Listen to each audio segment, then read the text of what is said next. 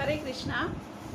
शरद पूर्णिमा की आप सभी को बहुत बहुत शुभकामनाएं और बधाइयाँ। शरद पूर्णिमा आश्विन मास के शुक्ल पक्ष की पूर्णिमा तिथि को मनाई जाती है। ऐसी मान्यता है कि इस दिन चंद्रमा अपनी पूर्ण कलाओं के साथ होता है। पौराणिक कथाओं के अनुसार समुद्र मंथन के दौरान शरद पूर्णिमा के दिन माँ लक्ष्मी प्रकट हुई थी और ऐसा माना जाता है कि इस दिन माँ लक्ष्मी धरती पर आती हैं और अपने भक्तों पर कृपा बरसाती हैं। तो आइए जानते हैं शरद पूर्णिमा की कथा, पूजा विधि और उसका महत्व। शरद पूर्णिमा को कोजागरी पूर्णिमा, कौमुदी व्रत जैसे नामों से भी जाना जाता है।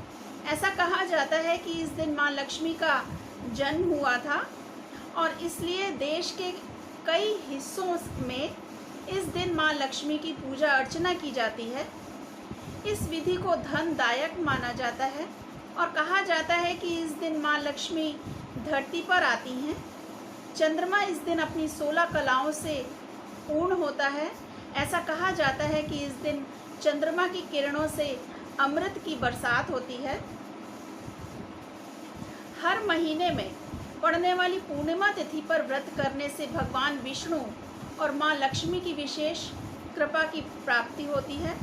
माँ लक्ष्मी और भगवान विष्णु का आशीर्वाद प्राप्त करने के लिए एक साहूकार की 2 बेटियां महीने में आने वाली हर पूर्णिमा को व्रत किया करती थी। इन दोनों बेटियों में बड़ी बेटी पूर्णिमा का व्रत पूरे विधि विधान से किया करती थी, जबकि छोटी बेटी व्रत तो करती थी लेकिन नियमों में उस तरह से पालन नहीं करती थी। तो नियमों को आडंबर मानकर उनकी अनदेखी करती थी। जैसे ही दोनों बेटी बड़ी हुई, साहूकार ने दोनों बेटियों का विवाह कर दिया। बड़ी बेटी के घर समय पर स्वस्थ संतान का जन्म हुआ। छोटी बेटी को भी संतान हुई लेकिन उसकी संतान जन्म लेते ही दम तोड़ देती थी। तो जब उसके साथ ऐसा 2-3 बार हो गया तो उसने एक ब्राह्मण को बुलाकर अपनी पूरी व्यथा सुनाई और साथ ही इसका उपाय बताने के लिए भी कहा। तो उसकी सारी बात सुनकर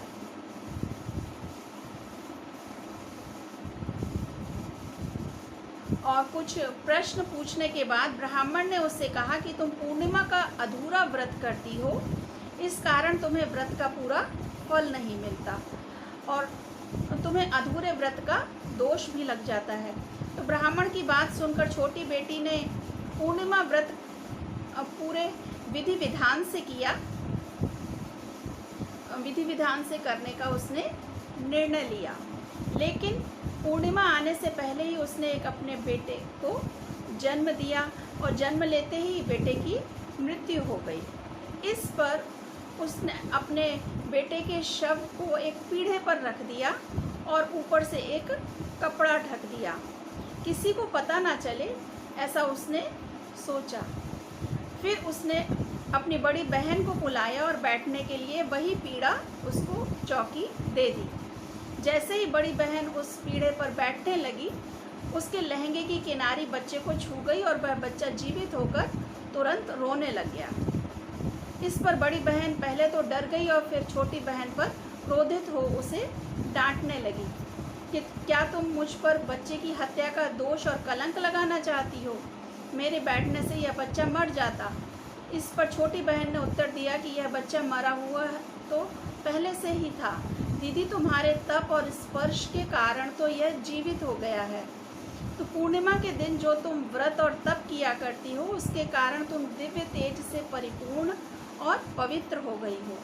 अब मैं भी तुम्हारी ही तरह व्रत और पूजन करूंगी।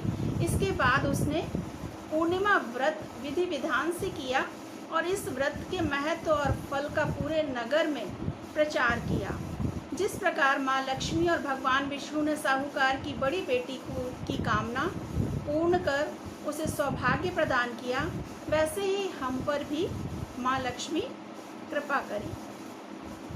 शरद पूर्णिमा के दिन सुबह जल्दी उठकर स्नान आदि करने के बाद अपने इष्ट देव के समक्ष व्रत का संकल्प लें और ध्यान रखें कि पूजा के स्थान को अच्छे से साफ कर लें। इसके बाद माँ लक्ष्मी और भगवान विष्णु की प्रतिमा स्थापित करें। इसके बाद मूर्तियों को पुष्प के आसन पर रखकर जल से पवित्र कर लें और गंगा जल भी छिड़कें। इसके बाद उन्हें गंध, अक्षत, पुष्प, धूप, दीप, नैवेद्य, तांबूल, सुपारी और दक्षिणा आदि अर्पित करें।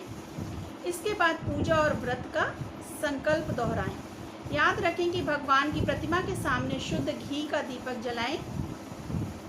साथ ही माता पार्वती और भगवान विष्णु को सफ़ेद या पीले रंग की मिठाई से भोग लगाएं। साथ ही उन्हें लाल और पीले रंग के फूल अर्पित करें। शाम के समय चंद्रमा निकलने पर मिट्टी के 100 दिए या अपनी सामर्थ्य के अनुसार दिए गाय के शुद्ध घी से जलाएं और साथ ही रात के समय छोटे बर्तनों में खीर रखकर उसे चंद्रमा की रोशनी में किसी छलनी से ढककर रख दें। अगले दिन ब्रह्म मुहूर्त में स्नान आदि करने के बाद माँ लक्ष्मी को खीर अर्पित करें और फिर प्रसाद के रूप में परिवार के सभी लोगों के साथ खीर का भोग ग्रहण करें। हरे कृष्णा। माँ लक्ष्मी की कृपा आप हम सब पर बनी रहे, ऐसी मेरी कामना है। हरे कृष्णा।